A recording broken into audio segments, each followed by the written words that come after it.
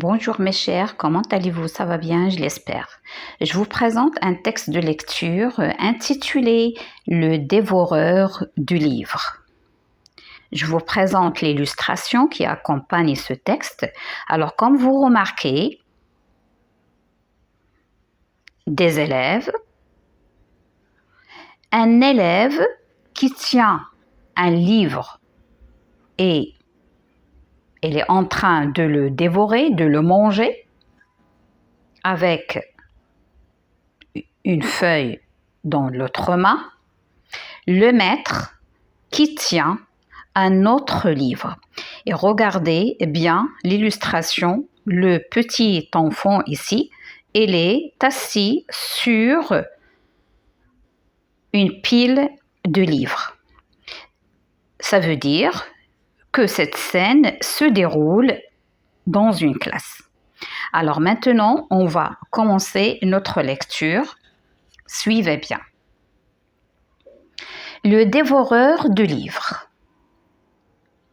Montre-moi ton cahier de brouillon, réclama le maître. D'un air penaud, Fabrice le sortit de son casier. Il fallut se rendre à l'évidence. Le cahier avait été sérieusement entamé, avec appétit. Fabrice était embarrassé. « Ça m'a pris d'un seul coup, dit-il. Une envie comme ça. Attends, dit le maître. Je vais te donner un gâteau à ta convenance. Il ouvrit le placard et en tira un vieux livre inutilisé et très gros. Il le déposa sur la table en soufflant dessus pour chasser la poussière. « Celui-là, dit-il, tu peux le dévorer à ton aise. » Et il attendit, bras croisés. Les élèves attendaient aussi curieusement. Fabrice hésita. Il n'aimait pas tellement qu'on le regarde manger comme Louis XIV au château de Versailles. Mais il avait très faim, car il n'avait rien mangé depuis 2 mois. Alors, il porta le gros livre à sa bouche et crac, non de non, d'un seul coup d'un seul. Il arracha une bouchée aussi grosse qu'un œuf de poule. Quand il eut avalé la dernière miette, les élèves applaudirent. « Eh bien, soupira le maître, si quelqu'un m'avait dit qu'un élève dévorerait un jour ce vieux livre d'histoire de France, je ne l'aurais pas cru. »« Si, ça se trouve, » dit alors Simon. « Il sait maintenant tout ce qui était dedans. » La classe approuva en riant. « Ça, c'est impossible, » décréta le maître. « Il faudrait essayer, » dit Olivier. « Il faudrait lui poser des questions. » « Mais non, » refusa le maître. « Remettez-vous au travail. » Puis, pour rire, il se retourna vers Fabrice et lui demanda tout à coup. « Que s'est-il passé en 1515 ?»« La bataille de Marignan, » répondit Fabrice aussitôt. « Que s'est-il passé en 1715 ?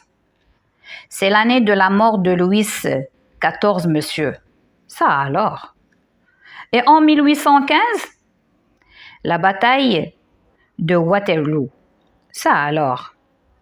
Comment s'appelait la femme de Louis XIII ? Ça, Fabrice ne pouvait pas le savoir. Anne d'Autriche. Ça alors. On voyait bien que le maître était tout bouleversé. Soudain, il bondit au bureau, attrapa un morceau de papier sur lequel il se mit à écrire fébrilement quelques mots. Quand il se redressa, chacun comprit à son air satisfait qu'il avait découvert le moyen de prouver que Fabrice était un imposteur et qu'en réalité, il avait appris par cœur les réponses aux questions d'histoire. Car c'était ce qu'il croyait. Il plia le morceau de papier mystérieux en 4 et le tendit à Fabrice. « Tiens, lui dit-il, j'ai écrit une phrase en anglais. Avale ce papier sans le regarder.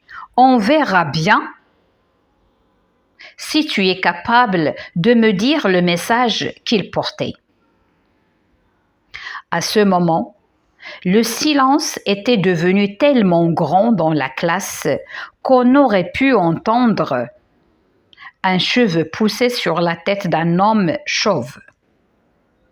Fabrice prit le papier et le porta à sa bouche sans le regarder ni l'ouvrir. Il l'avala et le trouva même délicieux. « Bien, » dit alors le maître, sûr de lui. « Maintenant, réponds à ma question si tu le peux. » Et il lui posa une question incompréhensible en anglais. Mais ce fut la plus grosse surprise de la journée, car Fabrice répondit soudain en anglais. « Ça alors, le maître était resté la bouche ouverte, les bras bâillants. Il recula lentement et tomba assis sur sa chaise. D'après Yacrivé, l'enfant qui dévorait les livres, 1 Ça alors, 9 L'école des loisirs, 1984. À la prochaine. Si vous voulez les questions de compréhension qui se rapportent à ce texte, laissez-moi un message et je vais le faire. À la prochaine, Inch'Allah.